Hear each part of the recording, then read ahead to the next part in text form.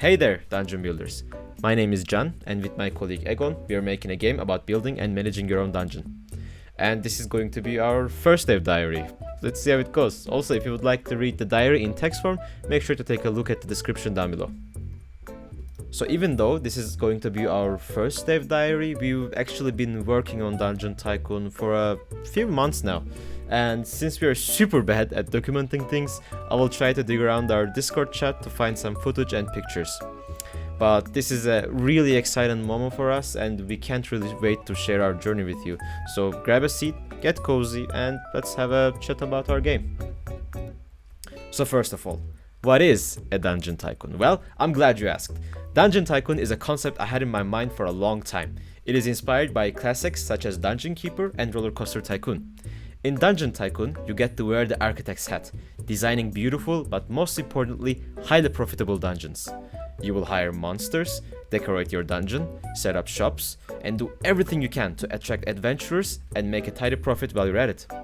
It is all about creating the ultimate dungeon experience. And without further ado, here's what we've been working on for the past few months. Our first topic is the build system, because how good is a dungeon if it, doesn't exist? Well, the build system will make that amazing yet non-existent dungeon idea in your mind into a reality. This has to be the worst way to describe such a basic game mechanic, but we spent a lot of time on this, and by a lot, I mean a lot. And is it perfect? No, of course not. But it gets the job done, and sometimes that's all that matters. For the build system, we are using an adjustable grid, and there are 4 types of objects to build. Firstly, we have walls. Walls can be built by dragging your mouse from one corner to the other. Oh, and also spent way too many hours on that neat little animation, but I think it was worth it. Second, we have floors.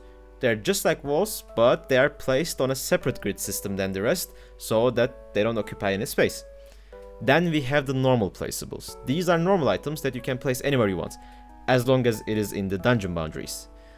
And lastly, we have wall placeables. These objects can only be placed on the walls. Such items might include torches and wall darts.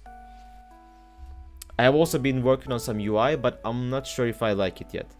I mean, I definitely love this animation I did for switching to build mode and vice versa, but other than that, I think the rest of the build mode's UI needs some more work. But let me know what you think down in the comments. I really want to hear some feedback about that. Another really important part of our game is the heroes.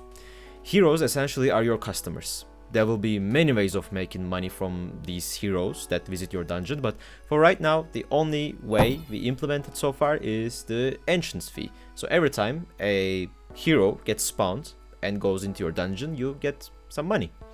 And if the heroes that enter your dungeon have a bad time, they lower the popularity of your dungeon and therefore resulting in less heroes visiting. So in order to satisfy these little adventurers, you need to strike a perfect balance between danger and loot.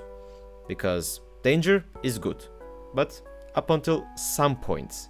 You need to find that sweet spot of, is it an adventure or are we getting tortured inside this dungeon? But we will be explaining the core game loop in a further video, but for now we just have to work on getting the heroes to actually do stuff.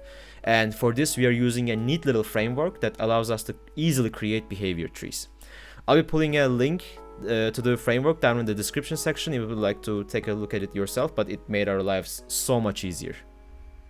Now with all the work we did, heroes can explore rooms, fight enemies, loot chests, and go back out. I also added an object called the respawn pedestal that gives the heroes a place to, respawn if they die. In the future, I'm planning to add a feature that lets the players set a respawn price for these pedestals to further monetize their dungeons. But stuff like this can of course upset your heroes, because who wants to pay money to literally respawn? But if you can still make them happy with other things, this can be a neat way to make some extra bacarinos. With that being said, time to talk about the art.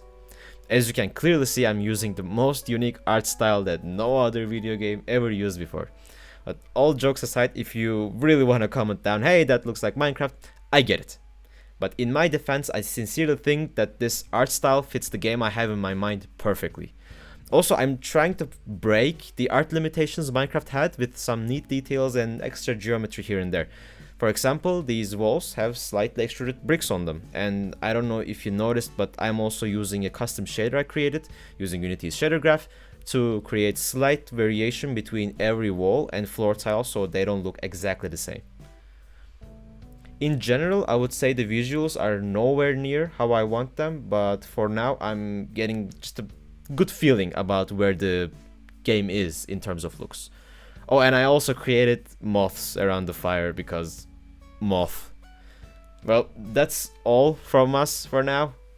And if you liked the video, please support us by clicking some buttons such as subscribe or wishlist or join server.